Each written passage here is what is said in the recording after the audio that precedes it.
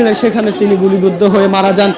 এই যে সকল শ্রেণী পেশার মানুষের যে নিপীড়ন চলেছিল, সেই নিপীড়নের বিরুদ্ধে সকল শ্রেণী পেশার মানুষ আবার ঐক্যবদ্ধ হয়ে 5 আগস্টের মতো একটি দিন উপহার হিসাবে পেয়েছে। তবে সেই 5 আগস্টের কথাও ভুলে গেলে চলবে না।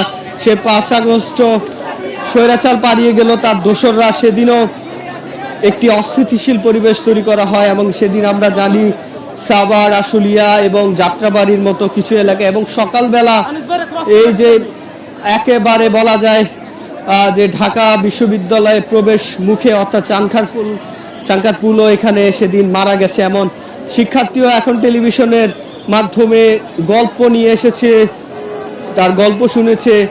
যেই শিক্ষার্থী তার ভাই বোনের মৃত্যু দেখে আহত হয়ে তারপর পরবর্তীতে আমরা যেটি দেখেছি সে নিহত হয়েছে এবং চিঠি লিখে গেছে, এমনও শহীদ রয়েছে যে দেশের জন্য, দেশের মানুষের জন্য, সত্যের পক্ষে কথা বলার জন্য তাকে শহীদ হতে হয়েছে এবং নির্মম গুলির মুখে যাতে আর কোনো সন্তানকে এমন পড়তে না হয়। আজকে এমন সন্তানহারা মারাও এখানে এসেছেন, আমরা সেটি দেখছি। অন্ধকার নেমে এসেছে, সন্ধ্যা হয়েছে, কিন্তু যে মায়েদের বুক খালি হয়েছে এবং শহীদ হয়েছেন তারা নিশ্চয় এখনও সে অন্ধকারে হাঁটতে বেড়ান তার সন্তানের খোঁজে কিংবা স্বামীর খোঁজে। যে রিক্সা চালক গর্ভবতী তার স্ত্রীকে রেখে মারা গেছেন, সন্তান হয় 18 দিন পর, আমরা সেই গল্পটাও জানি যাত্রাবাড়ির। সেই সন্তান নিশ্চয় তার বাবাকে খুঁজবে একদিন, কিন্তু মায়ের যে উত্তর সেটি দিতে পারবে কিনা, কিংবা হয়তো পারবেন যে দেশের জন্য কিংবা অন্যায়ের বিরুদ্ধে থাকার কারণে তার জীবন গিয়েছে। এমনও অনেক গল্প, শত শত শহীদ এবং হাজার খানেক যে সংখ্যাটি দাঁড়াতে পারে বলে মনে করছে যারা আন্দোলন করেছে এবং যারা এই স্বাস্থ্য বিষয়ক উপকমিটি যারা এই পুনরুদ্ধারে কাজ করছেন আহত নিহতের সংখ্যা বের করার জন্য। যেহেতু সরকারি হিসাবে ইতিমধ্যে 700-র কাছাকাছি নিহত হচ্ছে, সেসব শহীদদের 700-র অধিক শহীদদের স্মরণে আজকের এই শহীদি মার্চ। এবং এই শহীদি মার্চে ইতিমধ্যে সকলেই প্রায় বলা যায় যে শাহবাগ, তাদের প্রত্যেকের হাতেই কিন্তু সেই বাংলাদেশের পতাকা। আমরা এই গণ আন্দোলনের শুরু থেকে যেটা দেখেছি যে এই বাংলাদেশের পতাকাকেই তারা সামনে রাখছেন।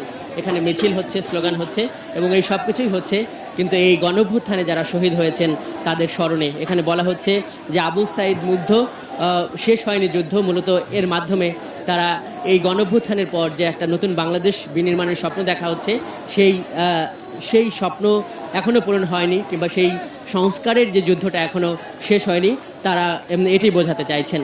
এবং আমরা এখানে দেখছি যে ঢাকা বিশ্ববিদ্যালয়ের শিক্ষার্থীরাও রয়েছেন, বিভিন্ন আশপাশের যারা মাদ্রাসার শিক্ষার্থী তারাও এখানে এসেছেন এবং এখানে এসেছেন যাদের এই প্রান্তর। আমরা যেটি দেখছি যে মোটামুটি এই মিছিলটি শুরু করার সার্বিক প্রস্তুতি এখানে আছে। এখানে বিভিন্ন জায়গা থেকে মানুষেরা এসেছেন, সমন্বয়ক যারা আছেন তারা এটি যাতে একটু সুন্দর করে করা যায়, শৃঙ্খলার মধ্যে করা যায় সেই চেষ্টা করে যাচ্ছেন। এবং কিছুক্ষণের মধ্যেই যেই শহীদ মার্চটি শুরু হবে সেটি আপনাদেরকে জানাতে পারি। জানিয়ে রাখি যে ঠিক 1 মাস আগে এই ঢাকা বিশ্ববিদ্যালয় তারা যেমন কাঁধে কাঁধ মিলে মোকাবেলা করেছে, সামনেও এই মুহূর্তে আমরা রয়েছে মানিক মিয়া এভিনিউতে এবং মানিক মিয়া এভিনিউর যে মোড়টি রয়েছে ঠিক সেখানটায় আমরা এই মুহূর্তে রয়েছে এবং দেশ জুড়ে উত্তেজনা শুরু হয়। মুক্তিযোদ্ধাদের নাতিপুতিরাও পাবে না, তাহলে কি রাজাকারের নাতিপুতিরা পাবে? সরকার প্রধান হিসেবে শেখ হাসিনার বক্তব্যকে কেন্দ্র করে আরও বিক্ষুব্ধ হয়ে ওঠেন শিক্ষার্থীরা। ঘোষণা আসে কমপ্লিট শাটডাউনের। অনেকে জারি হয় কারফিউ, পরে সমন্বয়কদের তুলে নেয় ডিবি। এক পর্যায়ে 1 দফা আন্দোলন শুরু হয়।